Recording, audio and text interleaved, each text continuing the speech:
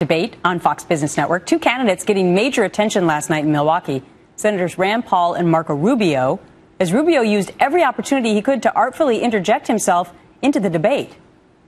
You get something that looks to me not very conservative. No, I get my 60 seconds to respond. He's talking about my tax plan. Can I just add what he's saying? Because he's right on point there. You mind me respond? Very quickly, Senator. For some real talk on this, let's bring in Brett O'Donnell, former debate coach for Mitt Romney, who's advising Senator Lindsey Graham, who, despite strong performances in past debates, missed the cut this time around. Brett, great to get your insights again. So in that clip, we saw what Marco Rubio, I think, was masterful at last night, and I think you agree with that he not only gave great answers, but he was able to interject himself back into the debate when he actually wasn't answering the question. That's absolutely right. Rubio really commanded the attention of the stage last night, and that's what you want to do. You want to have the ability to establish what I call presence on the stage, to become the center of the debate, especially when there's 8 or 10 candidates on the stage. You have to make yourself memorable, and you can't disappear for long periods of time during the debate. Other candidates did that last night.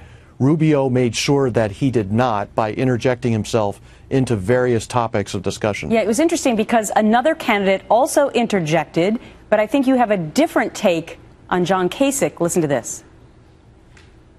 Mr. Trump, let's talk about the international economy. The U.S. has recently concluded. Governor, please, we really need to move on. I think you were coming to me until they... Governor, I promise I would come to you. Look, I hate to crash the party, Mr. Baker, but, you know, it's fair. So what did you make of that? Well, the problem for Kasich last night was that when he tried to interject himself, it was perceived as more rude, more pejorative. He just wasn't very likable. That stands in stark contrast to how Rubio was able to get himself into conversations more politely and by actually becoming relevant on the stage. Kasich tried to make himself the sort of the opposite, the opposing, and it didn't work out very well for him because he came off angry and grumpy during most of the debate. All right, I'm interested to get your take on how you thought about this take with Donald Trump and talking about Carly Fiorina interrupting.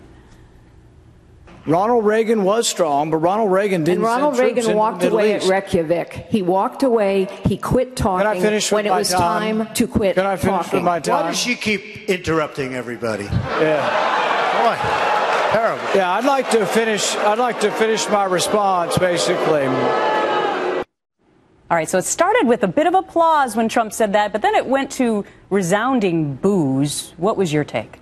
Well, it seemed heavy-handed on Trump's part, and so I think he needs to not play referee for the debate. That's the moderator's job.